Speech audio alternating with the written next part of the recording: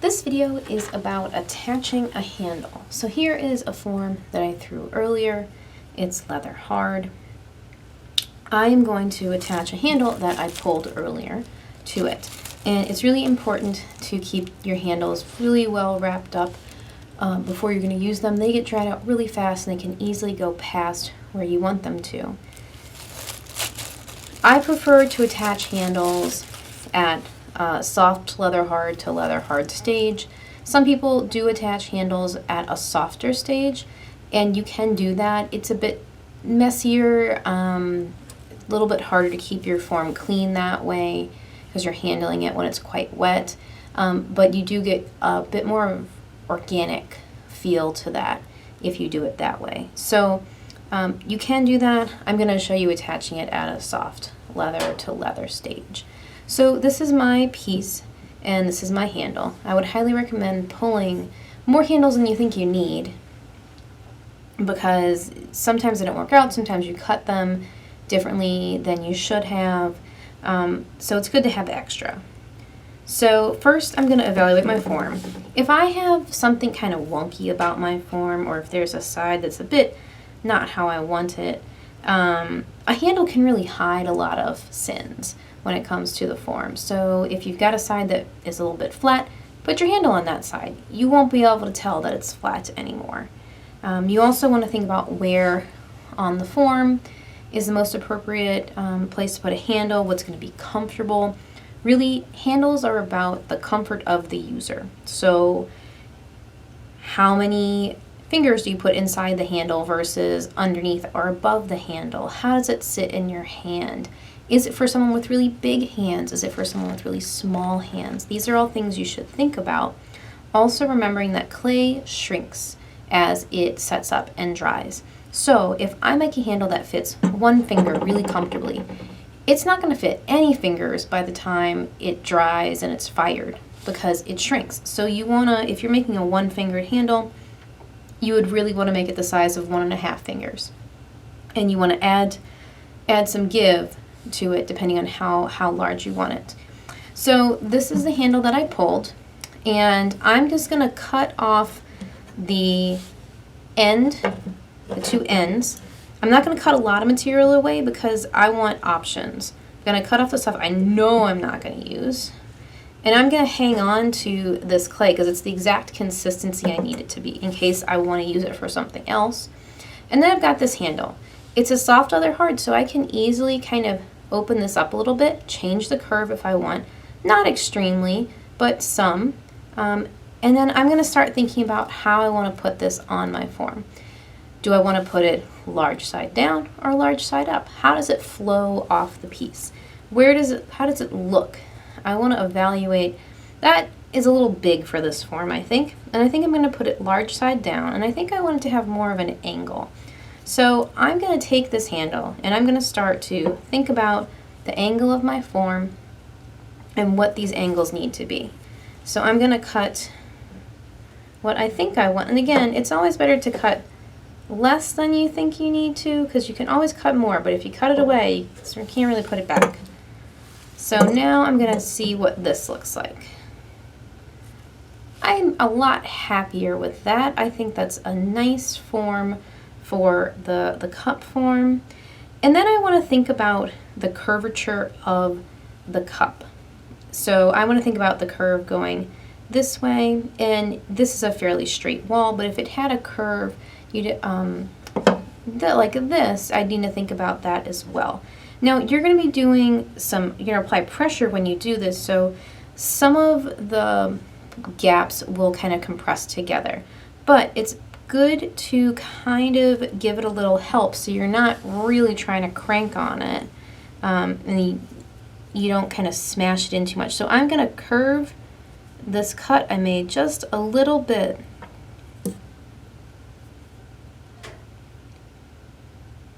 Not as much as the curve of the cup because it is going to compress, but give it a little bit of assistance.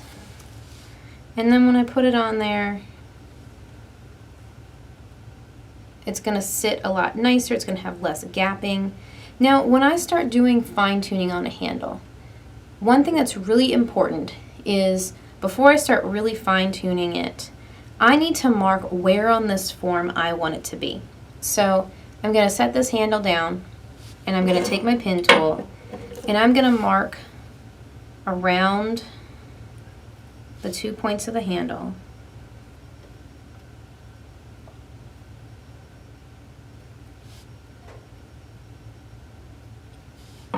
So that as I work with cutting the angle, thinking about how I want it, I can always put it back in the exact same spot. Now, why do I want to do this? Well, because I am not a robot, and I cannot make things absolutely perfect.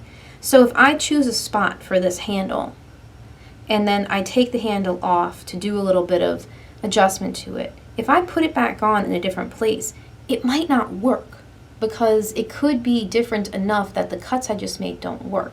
And you end up chasing your tail, cutting and cutting and cutting, whereas if you just mark it, then you'll always put it back in the same place. And that's also really important for when we go to slip and score it on, putting it back in the same place. When we think about where we're going to slip and score this on, think about, how does your hand approach it? How many fingers fit in there? Do you have room underneath it to put a finger before it hits the ground? Do you like to rest your thumb on top? Think about what things feel like in your hand.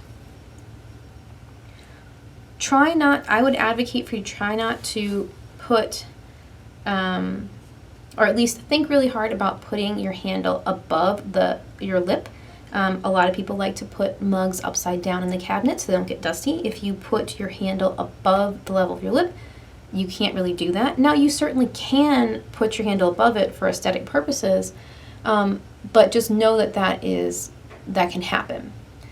Same thing with, I would advocate for you not having your handle touch the ground. It makes it hard to glaze, and sometimes people will end up making handles lower than the base, which makes it sit wobbly. So having the handle have clearance from the ground and also have clearance from the lip can be really helpful. Now, when I'm happy with my handle, the way it's sitting, I'm going to slip and score this on. So I'm going to use my scoring tool, and I'm going to score very well inside the areas that I've marked, but I want to be as clean as I can outside those areas. Same thing with the end of the handle. I want to score the end. Use a brush and get some water and get water on there.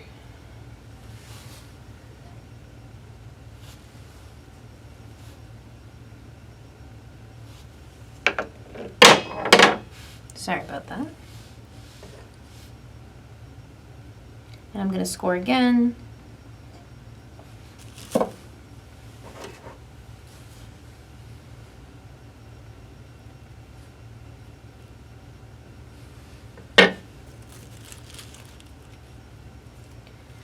And I'm going to line this up to the marks that I made. And I'm going to put my hand on the inside of the mug, and so I can push against my hand and not deform the mug too much. And I'm going to hold the end, and I'm going to kind of push down and wiggle a little bit. You see how much, can you see the kind of goosh, the gooiness that came out? I'm going to do that up here as well. Give it a little wiggle, push down, pushing against my hand, so I know it's nice and attached. And now I've got some slip that bubbled out from either end, and I can go in with a rubber tipped tool that's in the beige cabinet, and I can clean up that slip.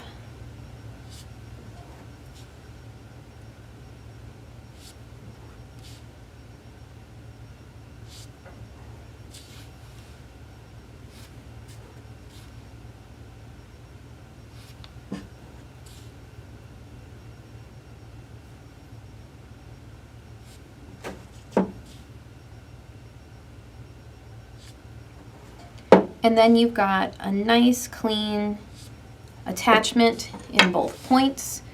And I want to let this dry. The handle will dry out faster than the rest of the cup. So oftentimes I'll have people wrap just a little piece of plastic around the handle so that it doesn't dry too fast. Now, if you've attached this well and attached them when they're both the same consistencies, it really shouldn't matter that it dries faster. But sometimes if you push it, if you've attached it when it's a little too dry, it might be helpful to have that plastic there. If it's too dry when you attach it, it's probably going to crack off. If it's wet when you attach it, you can certainly attach it that way.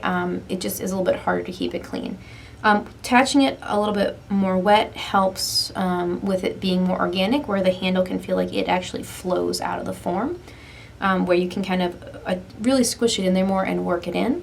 When you're doing it at this stage, if you want it to look like that, you can achieve that by, you want to slip and score out really wide wherever you think you're going to work that clay in. Slip and score out on the handle, on the form, and then you're going to take a coil of clay made from the clay that is the same consistency and slip and score that in and around the thing or the attachment and work that together. If you try to do that without slipping and scoring this area all around here, it will just create this really ugly crack around the perimeter of wherever that clay stops. So it's really, really important to make sure that surface is slipped and scored and your coil is slipped and scored when you do that. Other things to do with this extra clay, you could add things to your handle for aesthetics or for utilitarianism. So you might choose to add things that would make it purposefully not as functional, but it looks good. And as long as you know you're doing that for a purpose, that's fine. Some people like to slip and score in small amounts of clay as like a thumb rest, if you've seen cups that have that. So I would take a small amount of clay and slip and score it to the top of my handle.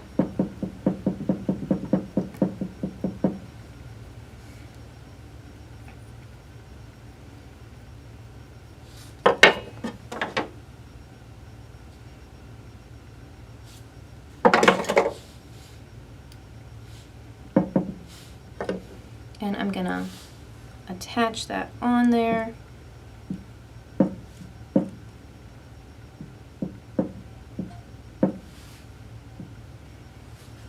And then I can form this into a shape that I find comfortable. I need to let that set up just a little bit so it makes one solid attachment. But I can shape that lump of clay into something that I find both aesthetically pleasing and also comfortable, a place for my thumb to sort of rest and work into that piece. So always slip and score your pieces on, always make sure things are work together in an appropriate way, and do slipping and scoring outward if you need to. But that is attaching a simple handle to a cup form.